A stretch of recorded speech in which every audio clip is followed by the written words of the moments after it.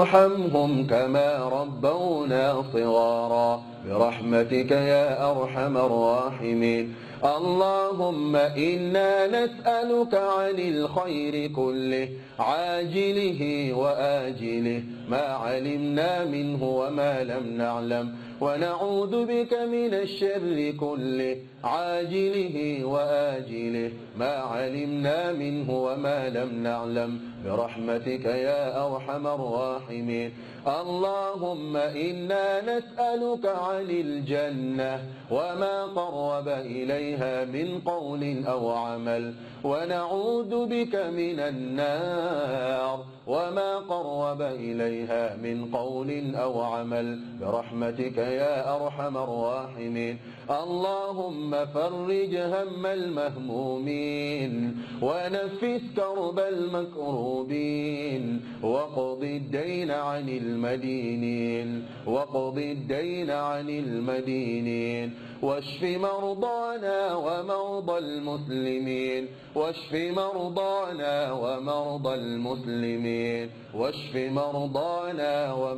المسلمين وارحم موتانا وموتى المسلمين برحمتك يا أرحم الراحمين. اللهم اغفر لجميع موتى المسلمين الذين شهدوا لك بالوحدانية ولنبيك بالرسالة وماتوا على ذلك. اللهم اغفر لهم وارحمهم وعافهم واعف عنهم وأكرم نزلهم ووسع مدخلهم واغسلهم بالماء والثلج والبرد ونقهم من الذنوب والخطايا كما ينقى الثوب الأبيض من الدنس برحمتك يا أرحم الراحمين. ربنا آتنا في الدنيا حسنة وفي الآخرة حسنة وقنا عذاب النار.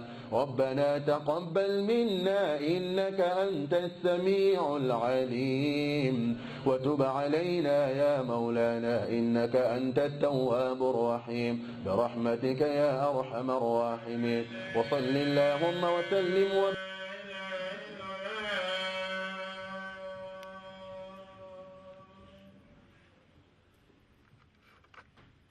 أشهد أن لا إله إلا الله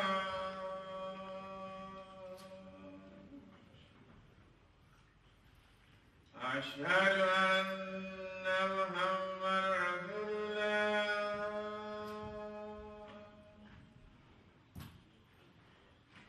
أشهد أن محمدا رسول الله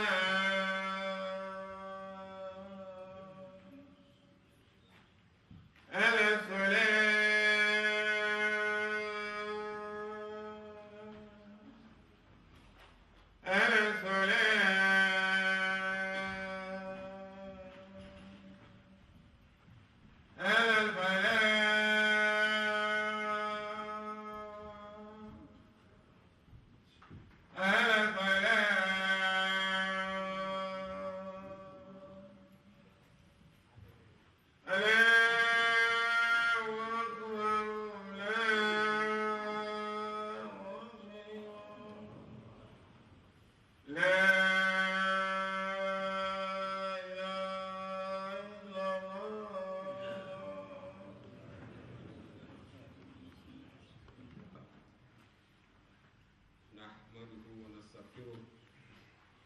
ونعوذ بالله من شرور أنفسنا ومن سيئات أعمالنا.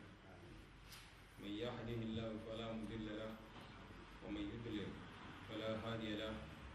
وأشهد أن لا إله إلا الله وحده لا شريك له وأشهد أن محمدا عبده ورسوله. يا أيها الذين آمنوا اتقوا الله حق تقاته ولا تموتن إلا وأنتم مسلمون. يا أيها الناس اتقوا ربكم الذي خلقكم من نفس واحدة وخلق منها زوجها وبث منهما رجالا كثيرا ونساء. واتقوا الله الذي تساءلون به والأرحام إن الله كان عليكم رقيبا. يا أيها الذين آمنوا اتقوا الله وقولوا قولا سديدا يصلح لكم أعمالكم ويغفر لكم ذنوبكم ومن يطع الله ورسوله فقد فاز فوزا عظيما. أما بعد، يقول الله تعالى في كتابه الكريم بعد أعوذ بالله من الشيطان الرجيم بسم الله الرحمن الرحيم الحمد لله رب العالمين. وقال المصطفى صلى الله عليه وسلم خيركم من تعلم القرآن وعلمه، أو كما قال رسول الله صلى الله عليه وسلم نسأل الله يجعلنا من الذين يستمعون القول فيتبعون أحسنه.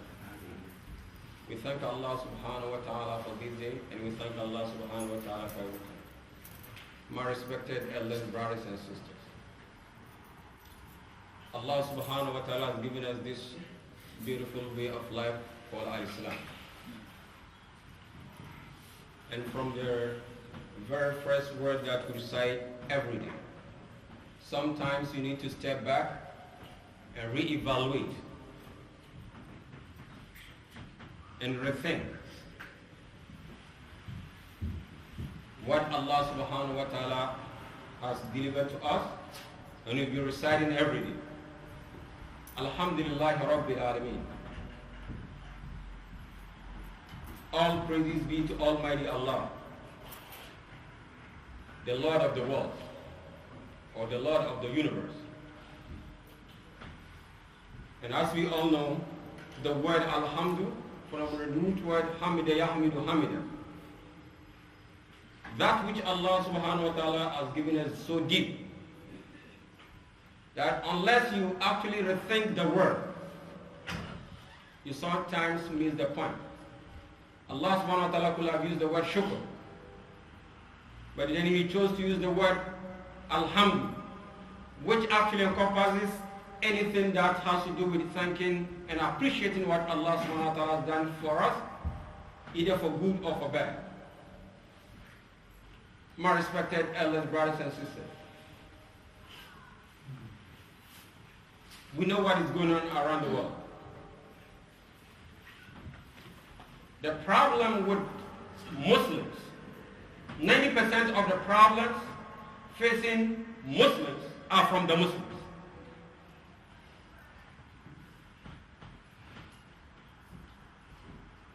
And it's time for us to actually rethink our relationship with each other. Allah subhanahu wa ta'ala will never, has never and will never make a mistake. We all know that.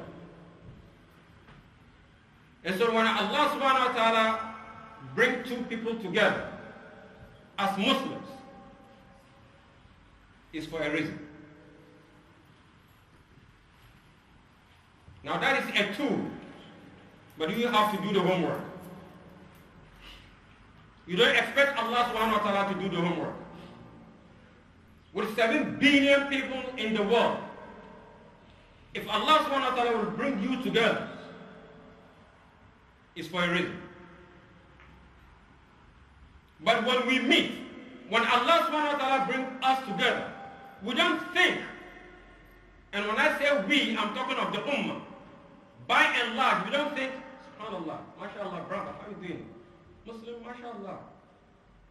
So what can we do together to help humanity? What can we do to help our country? What can we do to help our society? What can we do to help our families? When I say what can we do to help our country, forget about where you were born. I'm talking of where you live, because that's your country. What is most important is making the difference in the very place that you find yourself.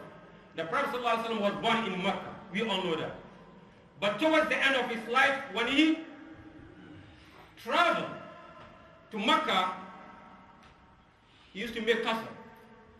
You only make qasr in a place that you are a visitor, a place that you don't belong to. So what does that tell us? It tells us that where you live now becomes your country.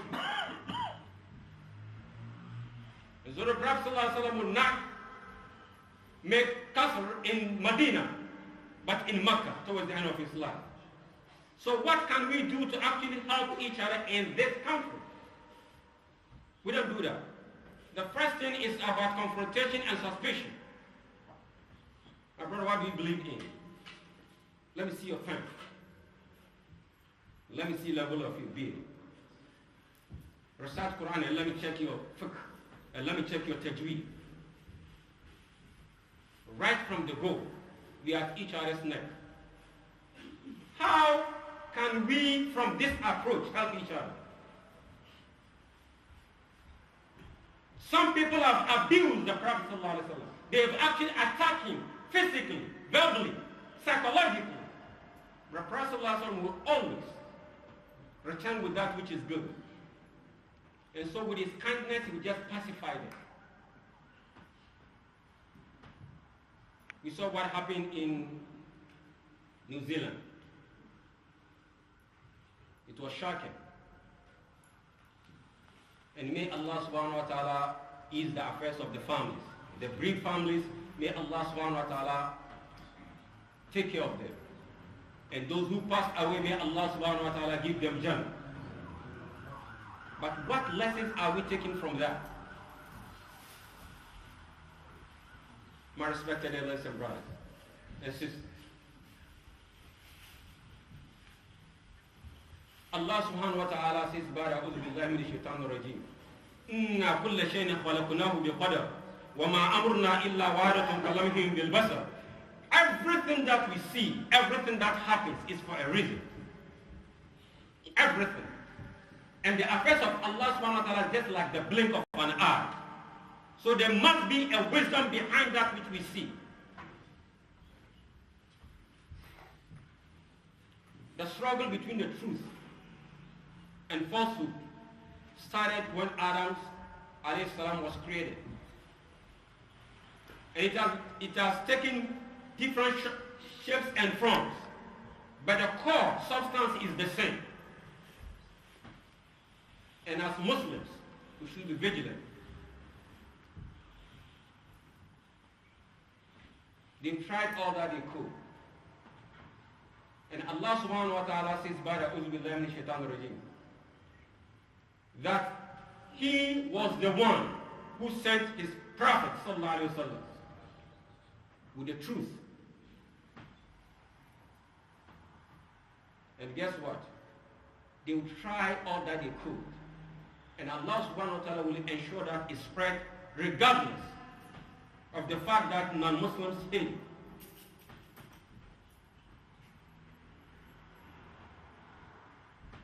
And that has taken also different forms and shapes. But alhamdulillah, if you look at the world, in spite of us, see how Islam is spreading.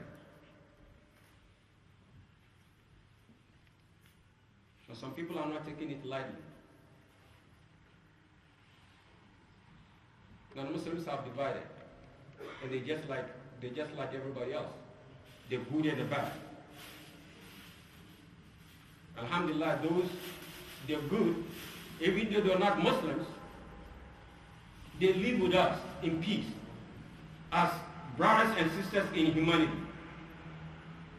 But as others have taken it to the next level, whereby the hatred has come to a point that they want to use psychological means, intellectual means, and if it's not working physically, they will either want to intimidate us or to have us to leave our deen.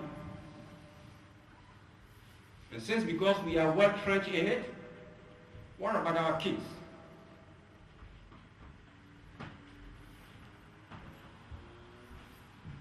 We took on atheism. And they say that God doesn't exist. Say, but Allah subhanahu wa ta'ala says, Ba'da a'udhu billahi minash shaitanir rajim. هو الذي أرسل رسوله بالهدى ودين الحق ليظهره على الدين كله ولو كره المشركون. And so it's the truth. They say, no, we went to the moon, we couldn't even find God. According to the science, man created himself through evolution.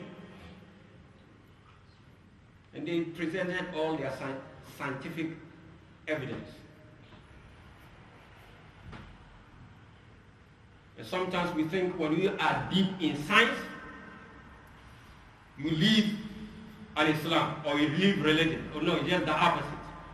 If you have little science, that's when you get confused. And so we tell them, listen, you are better off becoming like purely scientific, not scientism. No, to be scientific is different being scientism. The simplest form of life. Let us take bacteria for instance. We say, why don't you just look at a bacteria? Just look at bacteria. One cell organism with more or less about 2,000 different proteins. That's simple. One cell. 2,000 different proteins.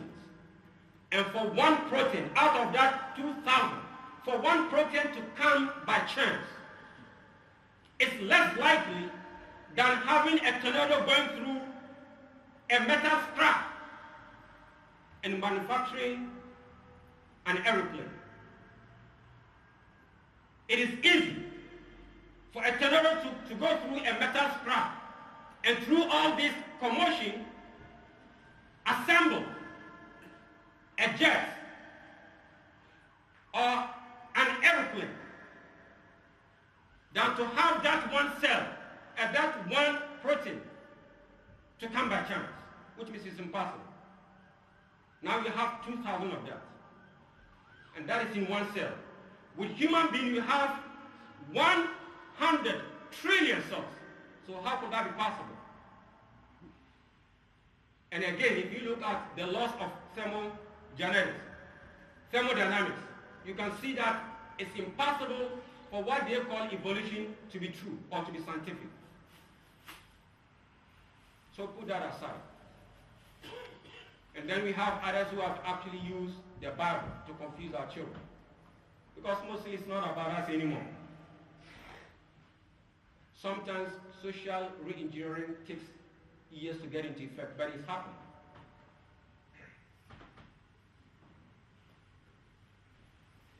They tell our children in schools,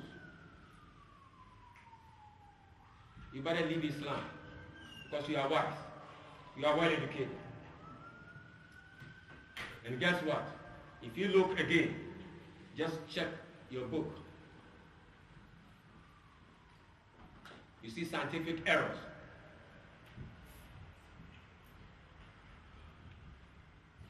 So that tells you that Islam, as you are boasting as the right religion, the religion of Islam, is the right religion, the religion of all prophets. That's impossible. Because look, Surah Al-Tariq. Allah subhanahu wa ta'ala, according to you, Allah subhanahu wa ta'ala is saying, فَلْيَنْظُرِ الْإِنسَانُ مِمَّا خُلِقَ خُلِقَ مِنْ مَاءٍ دَافِقٍ يَخْرُجُ مِنْ بَيْنِ الصُّلْبِ وَالتَّرَائِبِ. That's wrong. Allah subhanahu wa ta'ala is talking about sperms. That is coming from the ribs and the backbone, which is wrong. Why? Because they say the sperms are made in the testicles, and it's not between the ribs and the backbone, and they're right. And so they say, you see, that's a mistake. Say no, you are actually giving it a meaning that will actually suit your argument. Because the word has different meanings. If you say, Yaghanu bin Bani Sulm, Sulm can mean that which is pertaining to man. And Taraib can mean that which pertains to a woman. You check it in Tafsir Jalalain. They say, no. You say, okay, if we take your meaning, let's put it on a scale. Check, if you look at the human body anatomically, you have different planes. If you look at it from sagittal plane, the fluid is actually emitted between the ribs and the backbone. So even if you take your meaning, Quran is right. They say, no, but it's in the testicles. No. Allah subhanahu wa ta'ala did not talk of those spermatozoa. No. Those, you You are talking about the place that they were made, in the testicles. That's right. But they have to come out and stay at a place called the epididymis, and they have to go through a pipe called the vas deferens, and as they come to the prostrate, you have seminal vesicle, and then you have the urethra. These are the places that you have the phlegm, and Allah subhanahu wa ta'ala is talking about ma'in dafiq. And so it's not the spermatozoa. Allah subhanahu wa ta'ala is talking about the phlegm. And if you look at this structure that I'm talking about, the prostrate, there's a seminal vesicle in the urethra with sagittal lobe. The sagittal plane is actually between the ribs and the backbone. And so Quran is right, even if you take your meaning. We're talking of the prostrate. We all know about, every man knows about prostrate, especially if you have about 40 years. When you start to having all these issues about urinating, and then sometimes it's just like it's coming, it's not coming. Sometimes it takes a long time, and sometimes you have all this pain and this thing. And Allah subhanahu wa ta'ala, alhamdulillah, didn't leave us. It's just a side issue. Because I know brothers will say that we just mention and prostrate and just glass over. So let me just digress. The same prostrate that is giving us all these issues, and Allah subhanahu wa ta'ala did not leave us. And sometimes, the prostrate cancer, which is the most common, I don't know about here, but in the United States, and I only left New York only yesterday.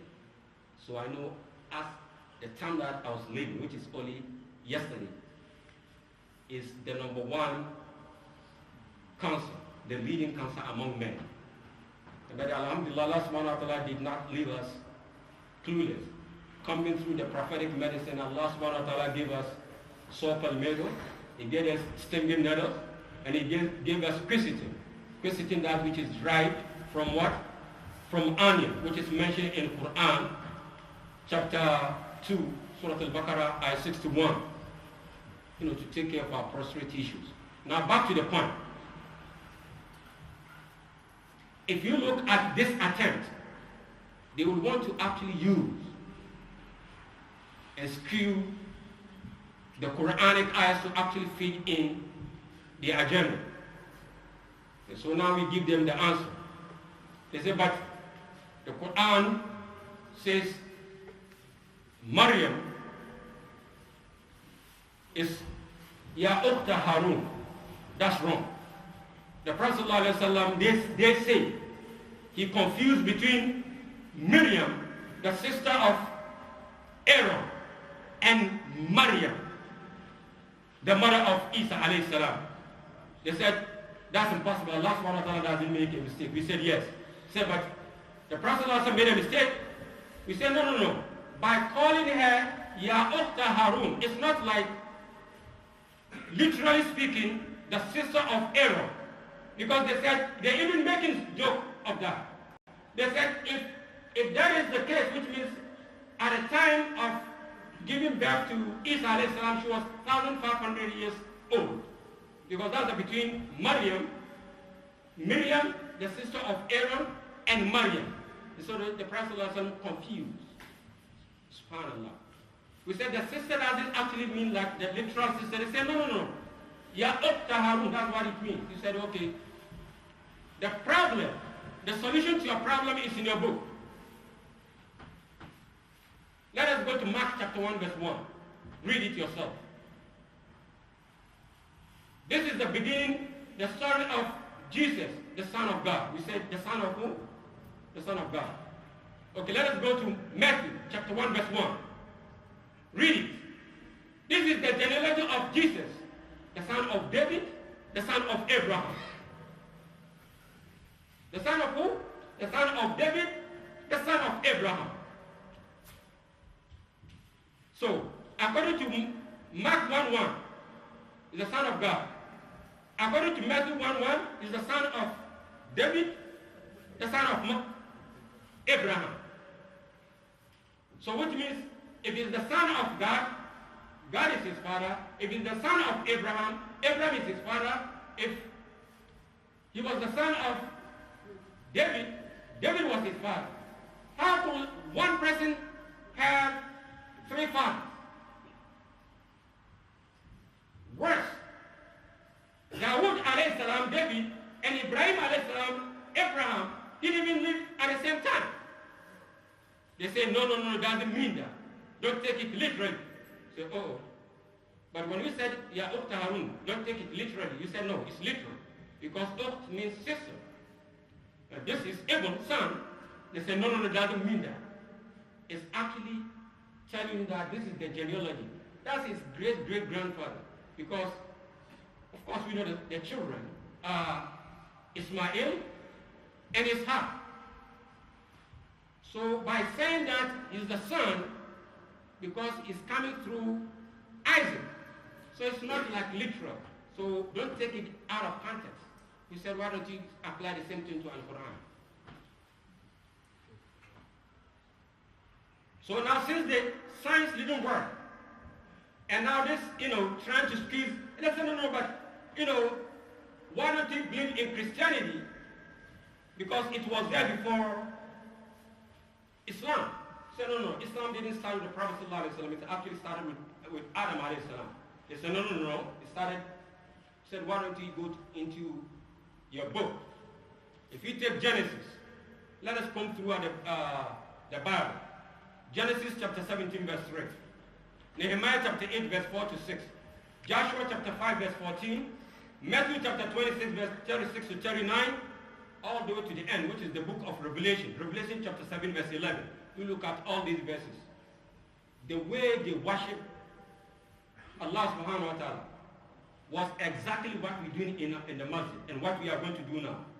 Praising Allah subhanahu wa ta'ala, raising our hands, making ruku, and standing and making sujood. Say, how could you be doing that which was in your book? Which means it didn't start with us. If there's any deviation, you decided to do it. After all, if you look in the entire Bible, you can't see the word Christianity to tell me that that's what Jesus preached. Some accepted the truth, some accepted, some actually convinced, but they're not attacking us. We are still brothers and sisters in humanity. Others have decided to take it physically. And it is the physical part that we see the manifestation in New Zealand. To kill. Just because a person believes in Allah subhanahu wa ta'ala. Now Islam is preaching if someone doesn't even believe in Allah subhanahu wa ta'ala. You discuss with him. It's discussion. Intellectual discourse is more effective than violence. And that's why Islam is teaching us that if you punish physically, intentionally punish an animal, not a human being, Allah subhanahu wa ta'ala is going to hold you responsible. If you hurt an animal, not even a human being, Allah subhanahu wa ta'ala is going to reward you. We know about the prostitute who hurt a dog. And dog is not even significant in Islam. You can't use it for eat. You can't eat it. You can't do it. And yet, Allah subhanahu wa ta'ala gave the Jannah for being kind to a dog. How much more a human being? For those who have actually resorted to violence, what will be our answer? That takes us back to Surah Al-Imran.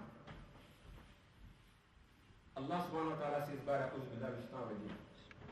لَتُبْلَوْنَ فِي أَمْوَالِكُمْ وَفِي أَنفُسِكُمْ وَلَتَسْمَعُنَّ مِنَ الَّذِينَ أُوتُوا الْكِتَابَ مِنْ قَبْلِكُمْ وَمِنَ الَّذِينَ أَشْرَكُوا أَذًى كَثِيرًا وَإِنْ تَصْبِرُوا وَتَتَّقُوا فَإِنَّ ذَلِكَ مِنْ عَزْمِ الْأُمُورِ. You will be tested. You will face trials, tribulations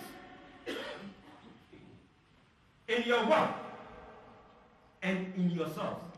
And you hear much hatred talk, and all this abuse from those who have been given the book before you, and from those who don't believe in Allah subhanahu wa ta'ala. According to that man's manifesto, is what? To have us to what? React.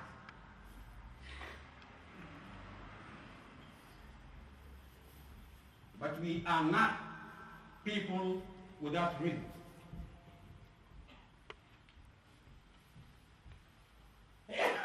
People who just act. No, we think. Because Allah subhanahu wa ta'ala says, if you are patient and fear Allah subhanahu wa ta'ala, that patience, which actually saw the Prophet sallallahu alaihi wasallam, because as Aisha radiallahu anha was reported to have said, when she was asked about the Prophet sallallahu alaihi wasallam, about his character, and she said, what? Kana khulquhu al-Quran. Is the living Quran. And that's why when he returned, I don't like, even if you look in Muslims, they say the conquer of Makkah. The Prophet, when he conquered, the Prophet didn't conquer Makkah. He reclaimed it. Even if you look in Islamic books, the conquest of Makkah, the Prophet didn't conquer Makkah. He reclaimed it. When he reclaimed Makkah, Ali radiallahu anhu said, this is the day of vengeance. All this abuse and all this killing and all this terror, this is our day. This is the day of vengeance. The Prophet ﷺ said, no, it is actually the day of forgiveness. It was actually how he comported himself, how he reacted, that got Muslims, that got all these non-Muslims, the arch rivals, those who hated him, to actually soften themselves up and accepted Islam. Where Allah subhanahu wa ta'ala is saying, Bismillahir-Rahmanir-Rahim, إِذَا جَاءَ نَصْرُ اللَّهِ وَالْفَتْحِ وَرَأَيْتَ النَّاسَ يَدْخُلُونَ فِي دِينِ اللَّهِ أَفْوَاجًا. That's when you see people accepting Islam. Now people, the world is watching us. What are they going to do? What we have to do now is to actually come back to my point, where we started. That unity. And that unity that Allah subhanahu wa ta'ala has actually brought us together will let us share ideas, will let us help each other, and will let us teach our children. So instead of having them, psychologically terrified, so that said, you know what, I don't want to go to the masjid, I don't even want them to know I'm a Muslim. It is time we come together and teach our children their duty as Muslims, that the world is squarely put on their shoulders to take Islam to the next level. But how can we teach our children if we are at each other's neck? When we meet, we try as best as we could. The 90% that we have in common is not that important. The 5 or 10% where we differ, that's where we concentrate, to be at each other's neck. So when we're going to have time to teach our children, for them not to be what? Count in. For them to be what? Be proud of Al-Islam. For them not to be intimidated. I can't do it alone and you can't do it alone.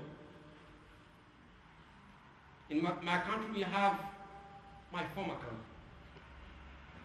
We had a writer who said it takes a village to raise a kid. I repeat, it takes a village to raise a kid. In America, in British term, it takes a community to raise a kid. And how can we have a healthy community if you don't have a platform, if you don't have a clear-cut agenda? I think the last time when I was here, I said we should always have a clear-cut agenda and have it documented, so that may Allah subhanahu wa ta'ala protect us. If someone will actually come into the masjid and kill us, everything has already been documented. All what our children will be doing is opening the document and continue where we left off. So that it's not going to be, time for them to be actually trying to figure out what our fathers doing. No, everything must be documented. And that is Islam. And so wallahi, we shouldn't be intimidated, and we shouldn't lose hope. And guess what? My concern is not actually about us. We went to mission schools, we grew up with Christians, some of the songs that they used to teach us, I still remember, word by word. We live in peace up to this day. they will not live in Islam. So now the hope is on the next generation. And they're very vulnerable. Why are they very vulnerable? Because we don't have time for them. It's all about work and not having quality time for our families. When such event happens, because they're not Islamically rooted, they get scared. They want to have a second thought about Islam. And if you have all these tricks telling them the Prophet ﷺ has made a mistake, if you don't actually explain it to them, it gets into their head. By the time you die, your own children have left Islam. So who is going to pray for you? Who is going to take the legacy to the next level? And Allah subhanahu wa ta'ala is going to hold us responsible.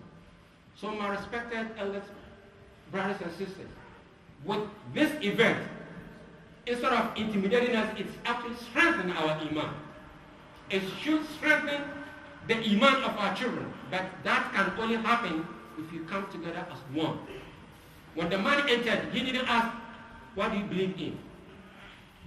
Let me shoot this man. No. To him, we are one. Why can't we see ourselves as one? Isn't that strange? May Allah subhanahu wa ta'ala is our first. ربنا ظلمنا أنفسنا وإن لم تغفر لنا وترحمنا لنكن من الخاسرين.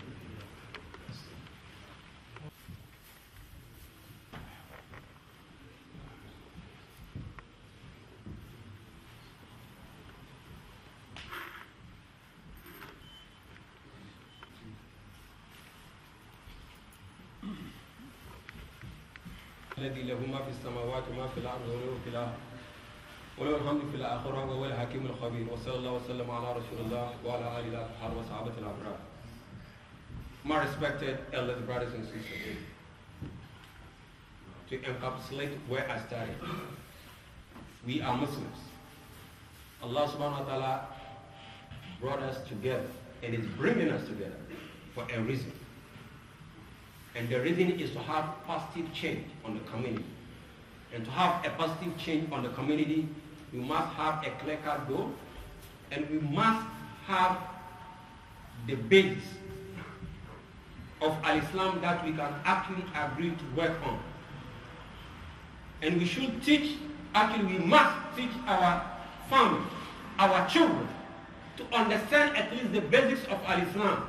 The weekend classes of Sunday, alhamdulillah, is good. But we need more than that. It is time for us to actually have our own schools, our own charter schools. It is time for each and every one of us to own his own home. So that when it gets to our children, they don't have to be struggling to be paying someone else's mortgage. Because remember, if you live in this part of the world, you must pay a mortgage. Either the mortgage is yours or someone else. But the person is not coming to bring you, listen, this is the part of my mortgage. That would be very embarrassing. You say, this is your rent. And what is a rent? That is your landlord's mortgage. The idea, I said it, I think the last time here, the idea of what? Back home syndrome. The idea of, I'll be going back home, what I call the back home syndrome, is killing us. This is our home. This is our home. And so we should own our own properties. We should own our own businesses. Alhamdulillah, now, before we used to, I don't want to get into this riba and stuff. Now we have people that will actually give us, buy home from them the halal way. Let us take advantage of that. And the advantage of that advantage is, by the time it gets our children, they don't have to worry about the rent where they want to sleep. We've already catapulted them 25, 30 years ahead of time. Because we need a quantum leap. The challenge is running at supersonic speed, and we need to catch up. To catch up, we need that unity. We need to own properties. We need to be financially independent, so that we teach our kids right from day one what they ought to do, what Islam is all about. It's all basically two things: worshipping the Creator and serving the creation. Basically, that's what Islam is all about. But if you don't have time for them, and we leave them on their own, and they become vulnerable, that's why you see them killing each other at that young age. killing each other. They don't value life because they don't know what life is all about. And so what happened in New Zealand is something that we should take a lesson from and unify ourselves, have a healthy community, teach our children, let them know the basics of Islam and not all the tricks that they're using to actually confuse people, and those who are taking it physically, how we go to respond according to Islamic precepts. May Allah subhanahu wa ta'ala is our first. May Allah subhanahu wa ta'ala forgive us. May our children be far better than us. Quickly we have this is the affairs of their families. And may we take positive lessons from that. And may Allah subhanahu wa ta'ala strengthen us. May Allah subhanahu wa ta'ala protect us. May Allah subhanahu wa ta'ala give us that will to actually contribute for the betterment of you, for the betterment of the world. And may our children be far better than us. ربنا آتنا في الدنيا حسنة وفي الآخرة حسنة وقنا عذاب النار قوموا إلى صلاتكم يرحمكم الله.